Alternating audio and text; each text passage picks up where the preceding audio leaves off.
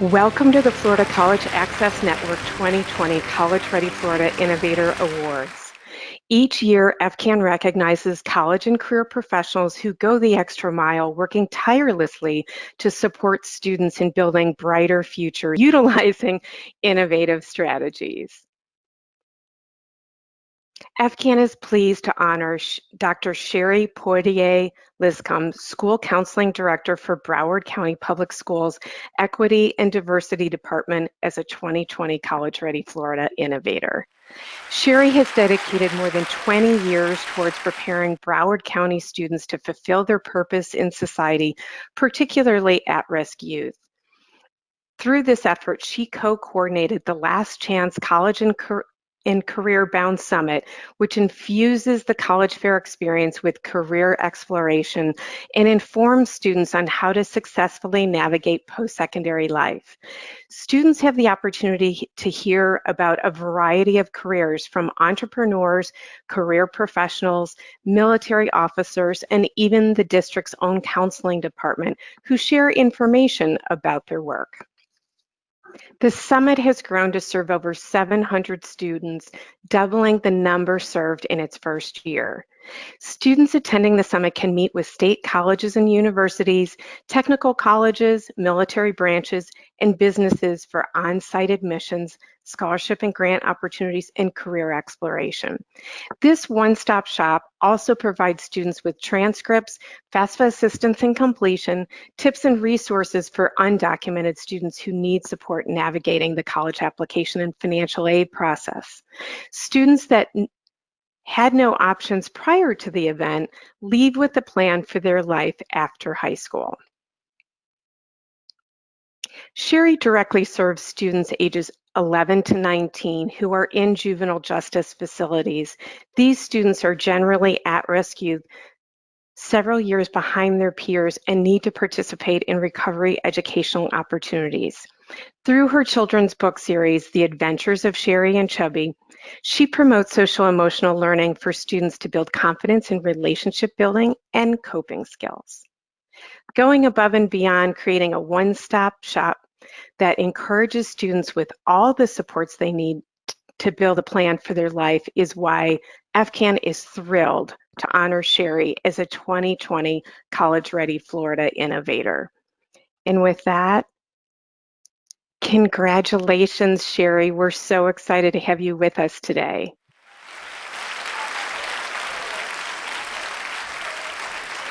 Oh, thank you very much. It's such an honor for people to recognize what I'm doing and seeing how I am literally changing the lives of thousands of youth every year.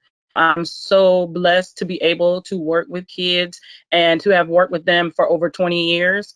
Each year, I try to do something different, something innovating, something that would change the lives of the students that I actually work with. And what the committee found so exciting is this idea of the Last Chance College and Career Bound Summit to ensure that no student is left behind. So what helped you think about and or see a pressing need to create this summit? Well, basically, I've worked with Broward Schools for over 23 years, and one of the things that I had mastered was getting kids across that finish line to get them to graduate. But what I was seeing is that they were making it across the line, but then there was little hope for what happened after that. Mhm. I know personally, I didn't figure out what college I was going to go to until maybe like a month before we graduated. I took the PSAT and I had a drawer full of offers, but because I didn't think that I needed to make that decision right now, I really didn't. And then by the time I realized, okay, next month I'm going to be done, a lot of options that I could have had were gone. And so sometimes kids aren't ready by the time they need to start doing like early admissions and things like that. So they need that one more semester to be ready for college, to have the grades, the test scores. And so once they finally do achieve what they think they need for requirement, there's no hope because it's too late. Mhm. And what I wanted them to know, that it wasn't too late, that there are schools out there that are still looking to bring them in, that every student has a purpose. And in that purpose, you have to figure out how can you take steps toward it. At the summit, what we did was open the doors to all the pathways, not just the college pathway. Sometimes kids go to technical college to get what they need, or sometimes they can go into the military, and the military will put them through training to be able to attain the career that they're, born to attain. So in this summit, I opened a lot of eyes to what is still possible. Even though it's January and you're going to graduate, there's still hope for you to figure out what it is you need to do. A lot of times, like I said, the kids are not ready in the beginning of the school year, but I didn't want them to feel like once they were ready that there was no hope. There has to be something for them to do because they're here for a reason. So whatever reason they're here and they're born to do whatever career, they had to figure out where can they go to get information to lead them on the track to do that. And so that's what this summit was all about, opening doors to the pathways so that the students could achieve what they needed to achieve for post-secondary matriculation. Yeah, great. And what's so exciting about what you've offered is, as you said, there's multiple pathways to success. There is no such thing as being too late. You might miss out on some opportunities, but you can still move forward. Let's help you do that. One of the things that we noticed with your summit is this is definitely not your typical ordinary college fair. And so it seemed as though your fair was really all about those partnerships that form to bring in folks from the community to really give students a sense of these different possibilities forward. Can you share a little bit about how those partnerships formed and why that was so critical to the success of students having a plan to move forward?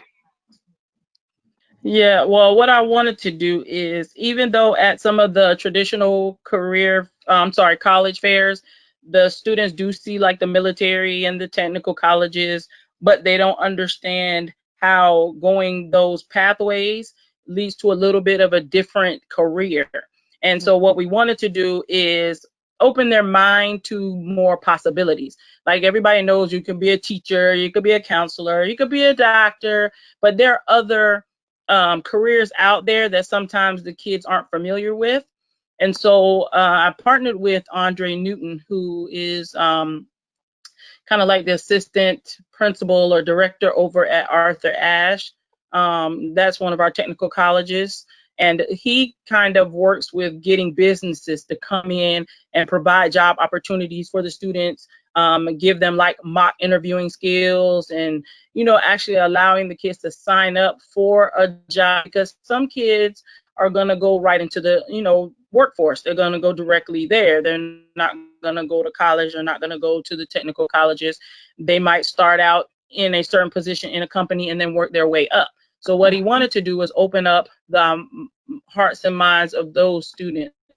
And we came together and said, well, what if we allow kids to see into the journey of, once you graduate, how do you actually find the pathway that you want to travel? You actually travel that pathway, and then you lead to the career that is the one for you. So what we did is have panelists coming in from different areas, not the normal jobs that people see every day, but jobs that like architect or stuff that but they really don't know about.